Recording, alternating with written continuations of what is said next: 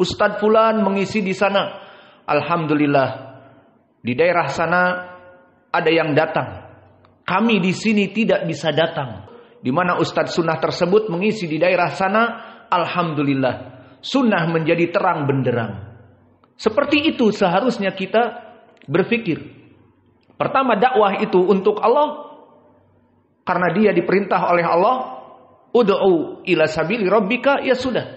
Dan yang kedua, kita senang di mana dia berdakwah di tempat yang memang kita tidak bisa pergi ke sana, saking jauhnya misalnya, ataupun memang tidak ada channel di sana. Nah, di sini ada saudara kita yang dimudahkan ke sana. Seharusnya kita bergegap gempita dan seharusnya kita mendorong yang lain untuk menuntut ilmu di sana bersamanya. Bukan itu ngisi di mana, itu nggak jelas itu. Itu pasti dengan orang-orang roja itu. Itu dia ngisi di mana dia? Dia memang manhajnya standar ganda. Ma'ruf ucapan Luqmaniyun. Alhasil, please ittaqullah ala anfusikum. Setiap para dai ilallah semuanya muhasabah dengan Allah. Apa yang dia katakan kepada saudaranya, maka kita yang sudah sedikit di sini semakin di antara kita carut marut dan di antara kita saling bercakar-cakaran, maka bersatulah kita teguh. Bercerai, nikah lagi? Tidak.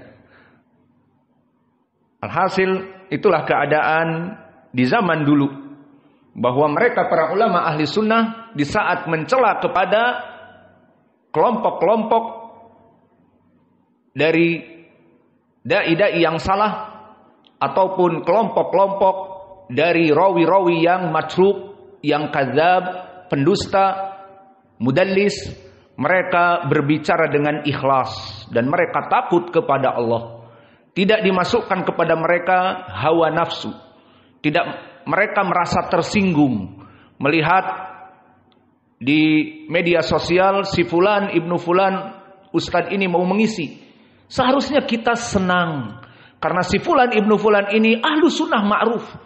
Bukannya menjadi ada perasaan sesuatu dan berpikir di mana dia mau ngisi. Oh, dia akan bergabung dengan orang-orang yang selain ahli sunnah. Maka please, di dalam permasalahan ini seharusnya kita saling mendukung.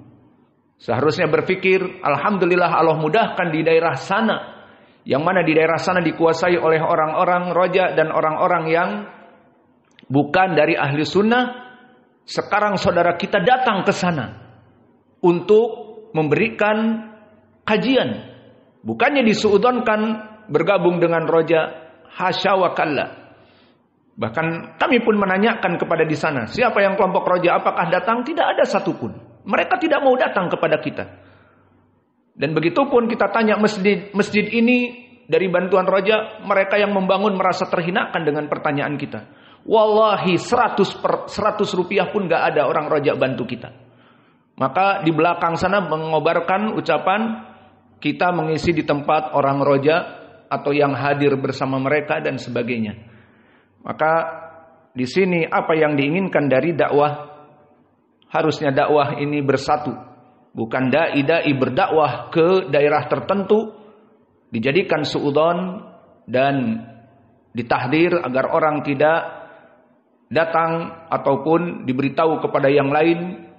Lihat bagaimana dia mempunyai standar ganda dan sebagainya. Allahul musta'an. Maka inilah dari Syu'bah ibnul Hajjaj, yang mana dia adalah qami'ul bid'ah. Maka dia lisannya keras kepada ahlul bid'ah dan kepada rawi-rawi yang matrukin dan kadzabin. Namun kepada dai-dai ahlu sunnah maka saling menyayangi. Dan inilah yang kita harapkan dari para dai-dai ilallah, sesama ahli sunnah tentunya. Kemudian meriwayatkan dari Qatadah. Maka di sini tadi kami sebutkan Syu'bah min asbatin nas dari Qatadah. Dia adalah perawi yang paling kuat dari Qatadah, dan di hadis ini dia sangat kuat. Imam Al-Bukhari tidak memilih Syu'bah kecuali periwayatannya dari Qatadah, menunjukkan bahwa Sahih Al-Bukhari sangat kuat. Dan Qatadah di sini Ibnu Di'amah As-Sadusi Al-Basri. Maka sama-sama dari Irak juga.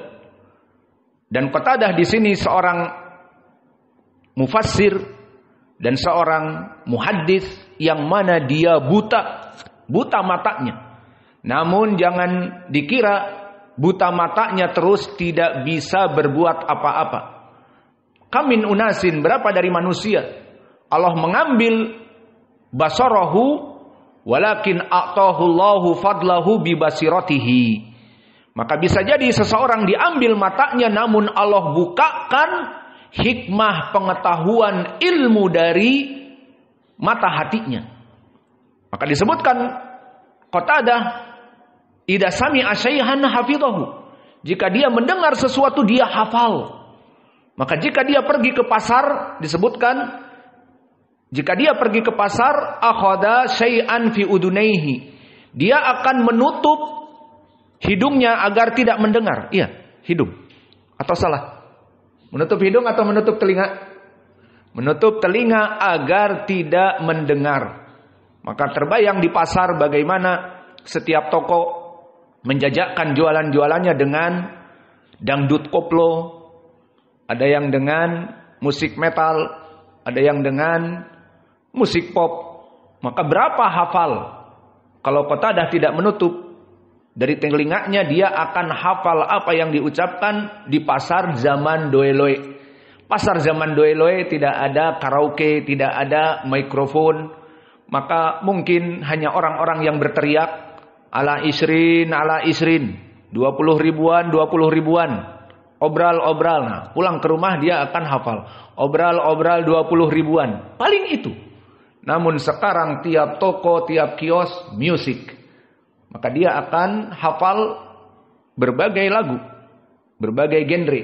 Musik reggae hafal. Musik dangdut hafal. Karena dia hafal semuanya. Allahul musta'an. Maka Qatadah, imam yang Allah berikan hikmah padanya. Sehingga dia dalam keadaan menghafal seluruhnya. Dari hadis-hadis. Dan manusia tidak lekang dari kesalahan. Qatadah sebagai imam muhaddits dan imam juga dari tafsir, namun dia mudallis. Dan di sini juga ada faidah. Faidah disebutkan di ilmu hadis. Kafakum Qatadah idza rawa anhu Syu'bah wa Abi Ishaq As-Sabi'i wal A'mas. Kafakumus thalathah. Maka cukuplah rawi-rawi mudallis jika meriwayatkan dari dia Syu'bah, maka ihtimal bahwa dia menjauhkan tadlis. Maka periwayatan Imam Syu'bah di sini kepada Qatadah menjadi bagus bagi Qatadah. Bisa diterima hadisnya. Kenapa? Qatadah mudallis. Namun Imam Syu'bah tidak menulis kecuali dari Qatadah, kecuali hadis-hadis yang dia dengar. Qatadah mengatakan sami'tu ataupun akhbarona ataupun amba'ana. Lihat bagaimana Imam Syu'bah dijadikan mizan. Maka Imam Syu'bah hidupnya dulu sangat ditakuti oleh para mudallisin, seperti kelompok KPK yang ditakuti oleh para koruptor dari pejabat. Maka jika datang ada Syu'bah, ketar-ketir. Al-A'mas mau mentadlis tidak jadi. Abu Ishaq As-Sabi'i, Qatadah pun mungkin diberitahu ada Syu'bah. Karena Syu'bah mengatakan dia duduk di depan Qatadah, bukan di belakang, tapi di depan Qatadah dengan penanya. Maka apa yang dikatakan oleh Qatadah? Idza qala Qatadah haddatsani au akhbarana au sami'tu katabtuha. Wa idza qala an maka katabtu. Maka aku tidak menulis dari Qatadah kecuali mengatakan haddatsana dan akhbarana, dan jika mengatakan an maka aku tidak menulis darinya.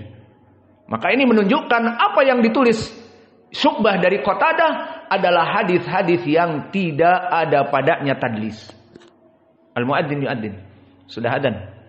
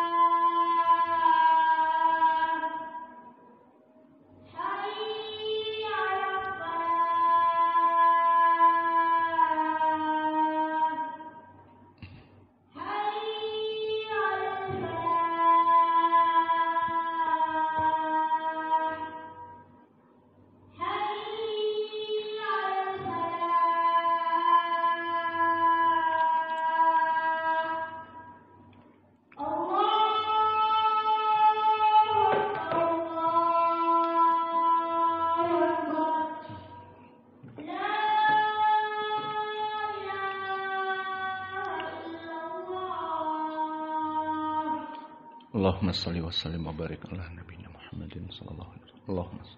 Allahumma hadi. Bismillah. Haddatsana Syu'bah an Qatadah. Maka Syu'bah disebutkan oleh Yahya ibnu Ma'in tadi min asbatin nas dari Qatadah. Dan yang kedua, kafakum riwayah Syu'bah an salatah. Cukup bagi kamu riwayat Syu'bah dari mudallisin yang 3. Di antaranya Qatadah, Al-A'mas dan Abi Ishaq As-Sabi'i. Maka di sini Syu'bah di saat meriwayatkan dari Qatadah dia duduk di depan dan tidak menulis kecuali jika berkata Qatadah sami'tu atau haddatsana atau amba'ana, karena ini riwayat yang tasrih. Jika Qatadah mengatakan an, Syu'bah tidak menulis darinya. Maka ini menunjukkan hadis-hadis mudallisin yang 3 yang merupakan guru-gurunya Syu'bah seperti Qatadah, Al-A'mas dan Abi Ishaq As-Sabi'i, jika meriwayatkan muridnya dari Syu'bah, misalnya Al-A'mas, siapa di bawahnya yang meriwayatkan Syu'bah, maka di sini pun bisa hadis ini agak sedikit baik, karena Al-A'mas tidak akan mentadlis di saat datang Syu'bah. Dan begitupun Abu Ishaq As-Sabi'i, dan begitupun Qatadah. Maka di sini sanadnya sangat kuat. Dan yang berikutnya Qatadah qala an Anas. Maka berkata Qatadah dari Anas. Nah, di sini an-anah, Qatadah mudallis dan an-anah. Gimana? Dhaif hadis ini? Jawabnya tidak. Pertama, Imam Syu'bah meriwayatkan dari Qatadah. Maka cukup di sini menjadi pendalilan periwayatan Syu'bah sangat kuat. Meskipun dengan an-anah ihtimal dia itu mendengar. Kedua, Qatadah min asbatin nas dari Anas. Qatadah rawi yang paling kuat dari Anas. Maka Anas Ibnu Malik mempunyai murid-murid dari para tabi'in yang paling hafalannya kuat karena dia buta juga, Qatadah. Dan dia menghafal hadis-hadis Anas yang banyak. Kemudian kita masuk kepada hadis. Ani Nabi sallallahu alaihi wa ala alihi wasallam yarwihi an rabbihi. Ini poin pendalilan kita. This is the point. Mana poin pendalilannya? Yarwihi an rabbihi, bahwa Nabi Muhammad meriwayatkan dari Allah Jalla wa Ala. Maka di dalam hadis ini mempunyai pendalilan tentang Allah itu berbicara. Dan kita ahlu sunnah menetapkan keyakinan ini. Jangan ada yang menafikan, oh Allah kok berbicara. Allah kan ya Allah, nggak boleh kita sifatkan berbicara seperti kita. Kita katakan Allah berbicara kepada Musa di Al-Quran. Wa kallamallahu Musa taklima. Allah berbicara kepada Musa dengan benar-benar pembicaraan. Apa i'rab takliman? Masdar sebagai maf'ul mutlak.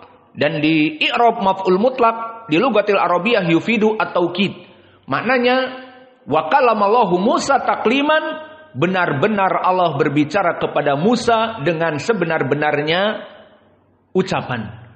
Dan begitu pun di hadis ini. Di hadis ini disebutkan yarwihi an rabbihi, di mana Nabi Muhammad meriwayatkan dari Rabb-nya, dari Allah.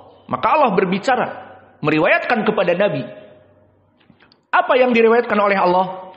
Idza taqarrabal abdu ilayya shibran taqarrabtu ilaihi dhira'an. Jika hamba mendekati kepadaku seakan-akan bagaikan satu jengkal, mendekati kepada Allah dalam keadaan satu jengkal pendekatannya. Bukan maknanya dia dengan Allah tinggal satu jengkal, bukan. Tetapi mendekati kepada Allah disebutkan dalam keadaan satu jengkal, maka Allah akan lebih mendekatinya dhira'an, satu depak. Wa idza taqarraba minni dhira'an, maka dhira'an satu hasta.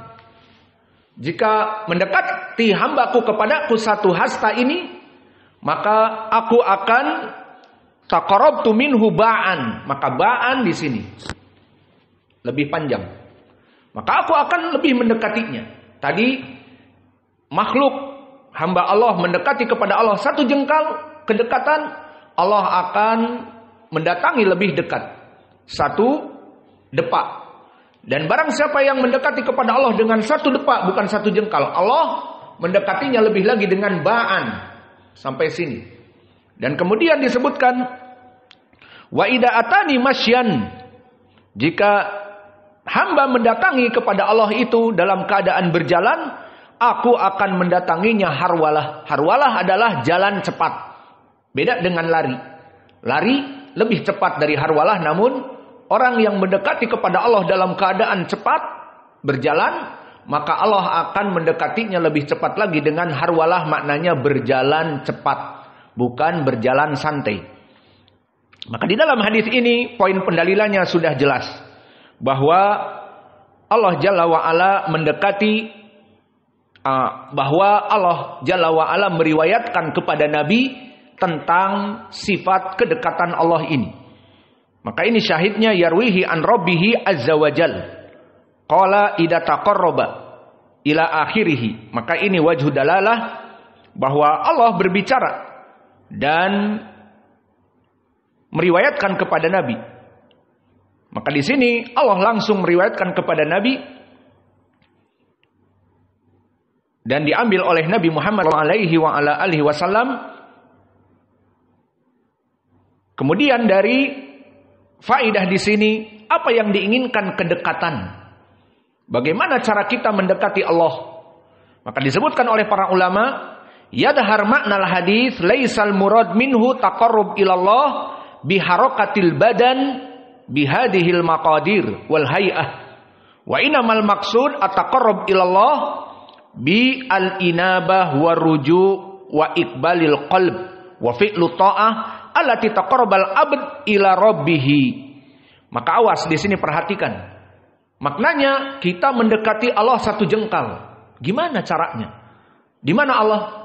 Ar-Rahman alal ars istawa. Allah bersemayam di atas ars, di atas langit. Seperti Allah berfirman, a'amintum man fis sama. Apakah kamu tidak merasa aman bagi Allah yang ada di atas langit? Maka Allah di atas langit, bukan di sebelah kita. Lalu bagaimana kita mendekati kepada Allah sejengkal, kemudian sedepak? Maka maknanya disebutkan oleh para ulama, bukan maknanya kedekatan dari badan, mendatangi kepada Allah dengan badan kita. Seperti saya mendatangi fulan, maknanya mendatangi ke rumahnya, bertemu dengannya, mendekati. Bukan itu, tetapi yang diinginkan mendekati di sini dengan ketaatan. Maka ketaatan kepada Allah seperti melaksanakan sholat 5 waktu, melaksanakan puasa Ramadan, itu dinamakan kedekatan kepada Allah. Mana dalilnya? Telah datang di hadis yang muttafaqun alaih, aqrabu ma yakunul abd min rabbihi wa huwa sajidun. Maka tidak ada dari hamba yang posisinya itu pada saat itu dekat kepada Allah kecuali dia dalam keadaan sujud di dalam sholatnya. Di sini menjadi pendalilan. Di mana dia sujud? Di masjid. Seperti kita mau sholat sekarang di masjid Imam Muqbil Al-Wadi'i di Darmasraya, Sumatera Barat. Jauh tidak dengan Allah Jalla wa'ala? Di atas langit, di atas arsnya, jauh. Namun kata Allah, tidaklah manusia paling dekat kedudukannya dengan Allah di saat dia bersujud. Maka di saat dia bersujud, dia sangat dekat kepada Allah. Di sini menjadi pendalilan apakah pendekatan kepada Allah itu dengan posisi badan? Tidak, dia bersujud, dia beribadah. Maka di sini orang-orang yang mendekatkan dirinya kepada Allah seperti melaksanakan ketaatan, atau dia bertaubat dari dosa-dosanya dan meminta ampunan kepada Allah, maka itu semuanya yang diinginkan taqarrabal abd ilayya. Maka Allah mengatakan, hambaku mendekati aku. Maknanya mendekati bukan posisi badannya mendekati, misalnya naik Apollo ke mana? Ke bulan atau ke Ars. Bukan itu, tetapi mendekati kepada Allah dengan melaksanakan ketaatan. Pendalilannya tadi, orang yang melaksanakan sholat itu dia dalam keadaan sujud, itu posisi yang paling dekat kepada Allah. Menunjukkan kedekatan hamba kepada Allah dengan ibadah dan dengan taubat dia dan dengan penyesalan dari kemaksiatan yang dia lakukan, kembali kepada Allah. Kedekatan kepada Allah itulah maknanya. Dan faidah yang bisa kita ambil tambahan, karena faidah dari matan hadis ini adalah Nabi meriwayatkan dari Allah, itu dia wajah pendalilan. Namun faedah yang bisa kita petik juga selain tadi, bahwa makna kedekatan bukan maknanya kedekatan badan, tetapi kedekatan maknanya kembali kepada Allah, bertaubat kepada Allah, melaksanakan amal-amal ibadah, salat berjamaah dan yang lainnya. Maka di sini faedah tambahan, di mana di lafaz yang disebutkan di dalam hadis ini, taqarrabtu, maka aku mendekati hambaku. Jika hambaku mendekati kepadaku 1 jengkal, aku mendekati kepada hambaku 1 depak. Dan makna ini maknanya kita bisa menetapkan sifat Allah taqarraba, bahwa Allah itu mendekati dari hambanya seperti di dalam hadis ini. Maka taqarrub ataupun al-qurb ataupun ad-dunu, mendekati, ini dari sifat Allah al-fi'liyah al-ikhtiyariyah, yang mana ini adalah sifat dari Allah fi'liyah. Apa makna sifat fi'liyah? Sifat yang kadang-kadang Allah melaksanakannya sesuai dengan makna hadis, dan kadang-kadang Allah tidak melaksanakannya. Seperti di sini, Allah mendekati di saat hambanya mendekati 1 jengkal, Allah mendekati hambanya 1 depak. Dan Allah mendatangi dari hambanya, yang mana mendekati Allah 1 depak, Allah mendatangi hambanya dalam keadaan 1 bu' sampai di sini, 1 lengan. Maka pendalilan Allah itu mempunyai sifat mendekati. Dan bahkan al-qarib, dekat, itu dari nama Allah. Pendalilannya seperti di dalam surat Al-Baqarah, wa idza sa'alaka ibadi anni fa inni qarib. Jika hambaku bertanya tentang aku, katakanlah fa inni qarib, bahwa aku ini dekat. Maka Allah itu dekat dengan kita. Dan Allah berfirman di dalam surat Hud, fastaghfiruhu tsumma tubu ilaih inna rabbi qaribun mujibun, bahwa berdoalah dan meminta ampunlah kalian, bertobatlah kepadaku, karena sesungguhnya Rabbi qaribun mujibun, bahwa Allah itu sangat dekat dan maha memberikan jawaban. Dan begitupun di dalam Al-Quran tadi, dan di dalam hadis ini menjadi pendalilan, man taqarraba minni shibran taqarrabtu minhu dira'an, wa man taqarraba minni dira'an taqarrabtu minhu ba'an. Seperti di hadis yang kita bahas ini, dari siapa sahabatnya? Anas ibnu Malik. Dan di sana ada juga hadis diriwayatkan oleh Imam Muslim dari Abi Musa al-Asy'ari tentang sifat dekat ini. Di hadis disebutkan, ayuhan nas arbi'u ala anfusikum innakum la tad'una asam wala ghaiban walakin tad'una sami'an qariban. Maknanya, di saat sebagian dari para sahabat berdoa dengan suara yang kencang, ya Allah, berikanlah aku demikian dan demikian. Maka Nabi mengatakan, wahai manusia, arbi'u ala anfusikum, maka jangan teriak-teriak, karena kamu berdoa bukan kepada zat yang jauh dan bukan kepada zat yang tuli, tetapi Allah itu tad'una sami'an qariban. Kamu berdoa kepada Allah yang maha mendengar dan maha dekat dengan diri kalian. Maka inilah dari pendalilan tentang permasalahan hadis ini, bahwa Allah itu dekat dengan hamba-hambanya. Maka kedekatan kita kepada Allah bisa diraih dengan salat, karena tidaklah seorang hamba sujud kecuali dia paling dekat kepada Allah. Maka perbanyaklah di waktu sujud, terutama di sujud al-akhir, kita berdoa kepada Allah. Maka ini yang bisa kita berikan dari pelajaran Sahih Al-Bukhari. Wa naktafi ila huna wa jazakumullahu khaira wa barakallahu fi ilmikum.